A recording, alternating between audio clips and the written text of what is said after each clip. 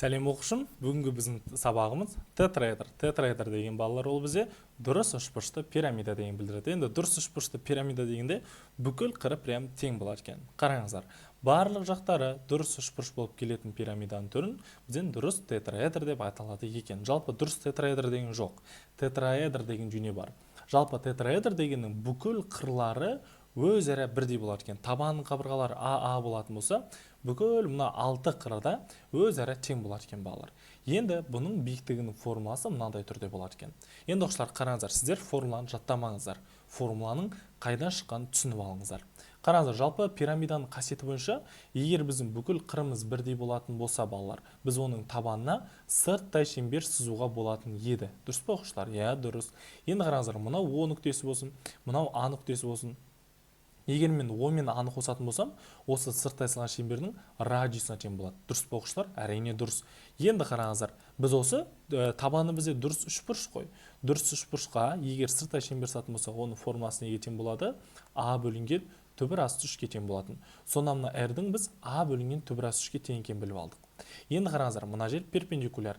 Бізде не пайда болады екен балалар? Мынандай бір тік бұрышты үшбұрыш пайда болады оқушылар. Қараңыздар. Мына нүкте бізде О, мына нүкте А, мына нүкте какой-то бір В деген нүктеде баласылайық. Мына В болсын. Қараңыздар, ОВ деген осы биіктік. ОА деген А бөлінген түбір астында 3 екен балалар. Ал ВА деген ол Аға тең. Енді осы жерден оқушылар Пифагор теоремасын қолданып биіктік тапсақ. Сонда түбірдің астында А-ның квадратын азайтамыз, А квадрат бөлінген 3-ті былайша айтқанда. Енді бұл жерден біз ортақ бөлім беретін болсақ балалар 3, 2А квадрат. Қараңыздар, енді бұл жерден А квадрат түбірдің астына А түбір асты 2 болады екен де, бөлімінде түбір астына 3 қалады екен. Енді біз бұны қазір иррационалдан құтылатын болсақ балалар бізде не шығады екен? А түбір асты 6 бөлінген 3 шығып кетеді екен. Міне балалар, тетраэдрдің биіктігінің формуласы осы жерден пайда болған. Енді екіншісін қараңыздар балалар. Ол бізде көлемі болсын балалар. Көлемі неге тең негізі? Бізде жалпы пирамиданың көлемі 3-тен 1 S табан көбейтілген биіктікке тең болатын. Енді табанның ауданы балалар бізде дұрыс үшбұрыш қой. Ал дұрыс үшбұрыштың ауданы неге тең балалар? А квадрат түбір асты 3 бөлінген 4-ке тең. И көбейтілген биіктікті қазір таптық. Ол неге тең болды? А түбір асты 6 бөлінген 3-ке тең болды балалар. Так, енді қараңыздар, бізде не болады бұл жерде? 3-ке 3-ті көбейтетін болсақ 9. Так, 9-ға 4-ті көбейтетін болсақ бізде 36. Ал мына жақта А куб көбейтілген түбір асты 3-ге түбір асты 6-ны көбейтсек, түбір асты 18. Ал бізде түбір асты 18 деген балалар А куб көбейтілген 3 түбір асты 2 бөлінген 36. 2-ге 3-ке қысқаратын болса, сонда бізде А куб түбір асты 2 бөлінген 12 шығады екен. Міне балалар, формула қайдан келгенін түсініп алыңыздар, иә? Енді үшіншісі ол бізде жалпы толық бетінің ауданы. Давайте мен үшіншісін мына жаққа жазатын болсам. Жалпы толық бетінің ауданы неге тең? Ол пирамидада бүйір бетінің ауданына, ол табанның ауданын қосқанға тең болатын. Енді дұрыс пирамидада жалпы табан қабырғасы дұрыс көпбұрыш болатын болса, пирамиданың бүйір бетінің ауданы неге тең болатын? 2-ден 1 периметр табан көбейтілген L-ға тең болатын оқушылар. И қосылған S табан, табаны бізде тең қабырғалы үшбұрыш қой, S табан деп тұра берсін. Енді балалар, қараңыздар, бізге не керек болды? Бізге значит L қажет болды. Енді L-ді қайдан табамыз? L деген неге тең еді жалпы? L деген балалар ол бізде бүйір жағына түсірілген биіктік еді балалар, иә? Сонда қараңдар да, мен былай бүйір жағына биіктік түсіретін болсам, міне. Мен былай істеймін, бүйір жағына биіктік түсіретін болсам, осы менде апофема. Ол L-ға тең болады екен. Енді қараңдар, мына AVS деген үшбұрышқа қарайтын болсаңдар, тең қабырғалы үшбұрыш қой. Сонда осы тең қабырғалы үшбұрыштың биіктігі болып жатыр да балалар, қараңыздар, AVS. Ал мына L деген осы бүйір жағына түсірілген биіктік апофема, осы мына А деген тең қабырғалы үшбұрыштың биіктігіне тең болып тұр балалар. Сонда мынау H немесе L неге тең болады екен сонда балалар? Ол бізде формула бойынша А түбір асты 3 бөлінген 2-ге тең болады екен. Міне табылды. Енді орындарынан қояйық. Сонда толық бетінің ауданы, бүйір бетінің ауданы 2-ден 1, периметр табан 3А ғой енді. Ал L дегеніміз бізде А түбір асты 3 бөлінген 2 шықты. Ал S табан дегеніміз балалар бізде А квадрат түбір асты 3 бөлінген 4-ке тең. Сонда балалар, сіздер осы жерді ықшамдайтын болсаңыздар, сіздерде ақыр соңында А квадрат түбір асты 3 деген жауап шығады екен оқушылар. Міне, бұл бізде жалпы толық бетінің ауданы оқушылар. Көрдіңіздер ғой, жалпы тетраэдр деген кәдімгі үшбұрышты пирамида. Просто так формулаларының ықшамдалған түрлері бар екен, иә?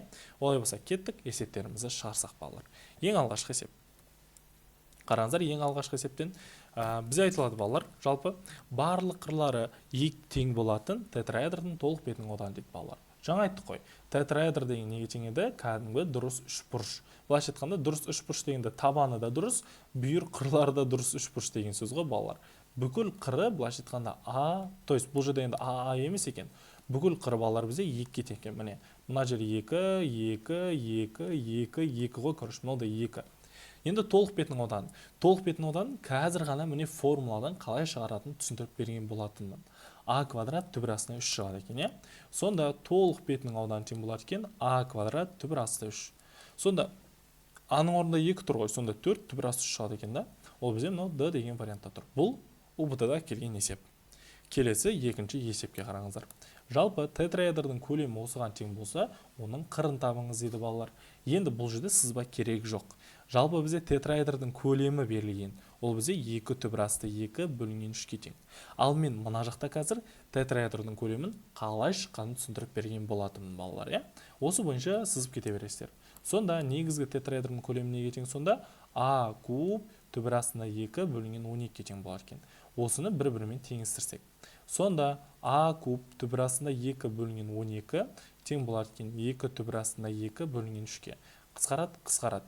12 мен 3 қысқарса 4, 4-ті былай көбейіп жіберетін болсақ, А куб тең болар екен 8-ге, ал А тең болар екен 2-ге. Міне балалар, тетраэдрдің біздегі қыры 2-ге тең болады екен. Келесі, үшінші есепке тоқталсақ балалар, жалпы айтылған дұрыс тетраэдрдің қырларының қосындысы 18 түбір асты 2-ге тең, тетраэдрдің толық бетінің ауданы тап дейді. Дұрыс тетраэдр деген болмайды, тетраэдр деген жүйе болады. Тетраэдр дегеннің бүкіл қыры өзара тең. Енді қараңыздар балалар, бізде мынандай бір тетраэдр берілген, который балалар, вот, осындай үшбұрышты пирамида ғой, былайша айтқан тетраэдрде. Міне осындай бір тетраэдр берілген. Енді айтылып жатыр да балалар, бұл жердегі барлық қырларының қосындысы 18 түбір асты 2-ге тең. Енді санап шығайықшы, қанша қыры бар тетраэдрде?